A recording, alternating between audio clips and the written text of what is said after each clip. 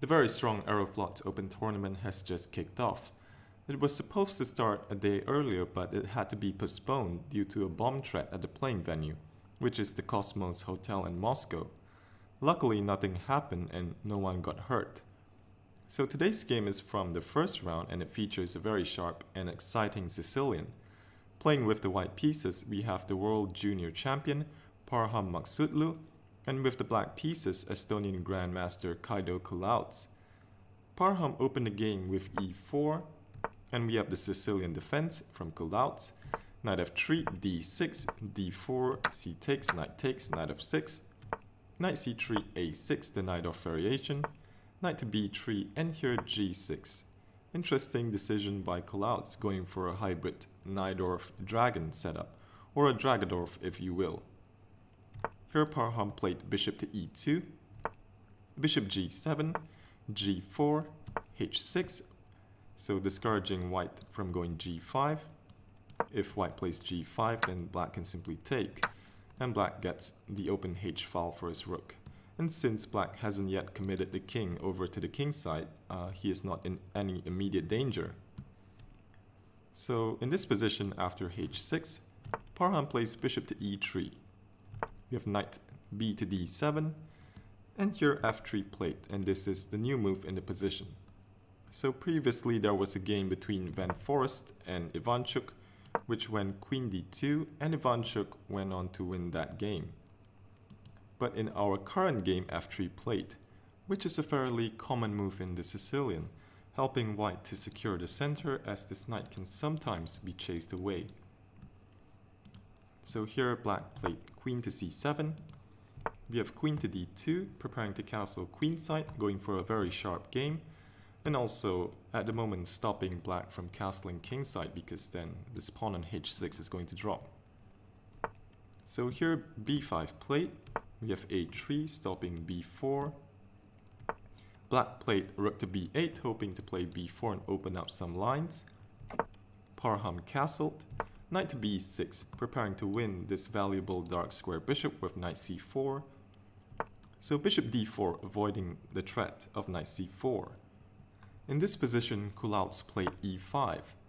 This move looks a bit suspicious. Usually in the Sicilian you would think twice about playing e5 if there is a pawn on d6, since that gives white a target on the d file.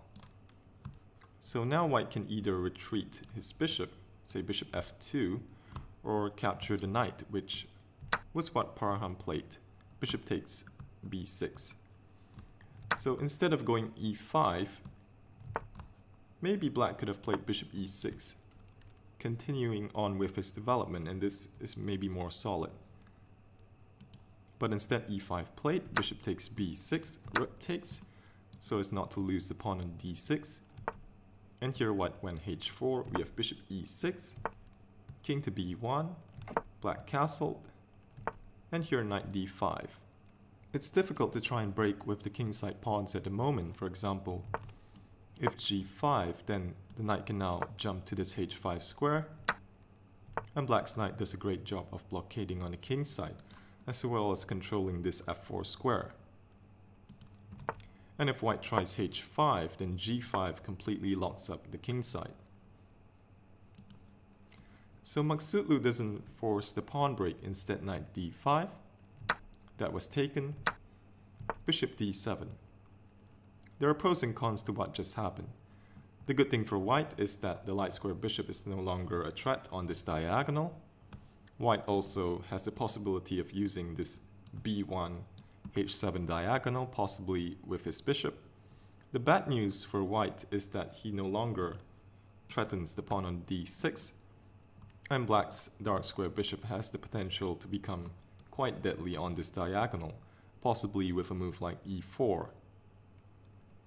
So here Parham continued with h5, g5 played, bishop d3.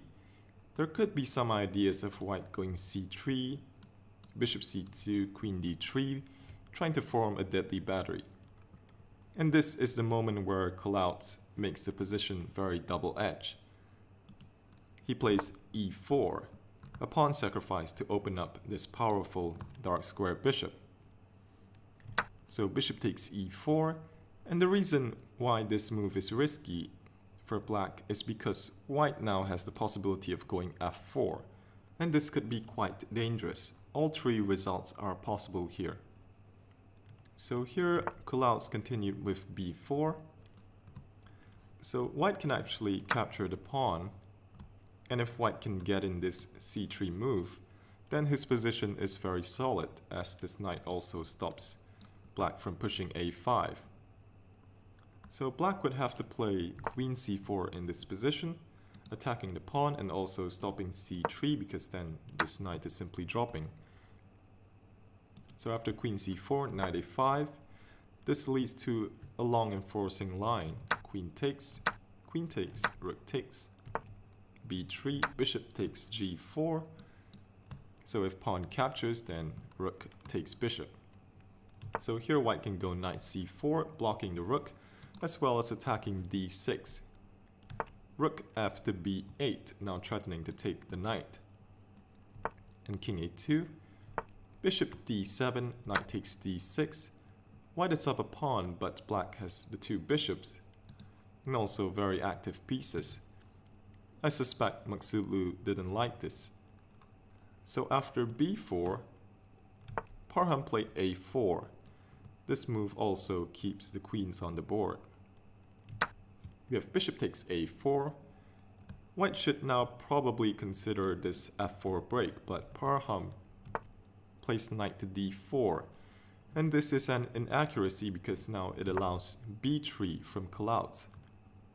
The best defense is to go c3. And after bishop d7, unfortunately for white, there is always the nagging threat of queen c5, queen a5, queen a2. This is still white's best defense though. But after b3, instead Parham took the pawn. C takes b3, and this is actually a blunder. After the bishop captured, now white's king is incredibly exposed. We have rook c1, queen b7, rook to h2, and rook to b8, tripling on the b file, and this looks decisive. Rook c6 from Parham, rook to b4, attacking this knight, and maintaining the powerful double rooks and queen battery. Parham plays knight takes b3, we have rook takes b3, rook to c2, defending b2, and a5. Black's position is so dominating that he can go for this calm plan of simply pushing the a-pawn. All of his pieces are excellently placed. This bishop on g7 is just simply a monster. Parham tries to get the king out of the b file, king to c1, but in doing so, inviting bishop to e5, hitting the rook and also threatening this very nasty bishop f4. So king to d1 has to be played, but now Kulaots grabs the exchange. So now queen to b6, not allowing any counterplay with queen takes d6. And this is looking lost for Parham. Here he played king to c1, we have queen to e3 check, king to b1, queen to e1 check, king to a2, and a very nice blow to finish off the game. Rook a3 check, and it's mate on the next move. If b takes a3, then queen to b1 is mate. And if king takes, queen to a1 is checkmate. I hope you enjoyed this crazy Sicilian game. Do subscribe if you want to see more games from the Aeroflot Open tournament. Thanks for watching.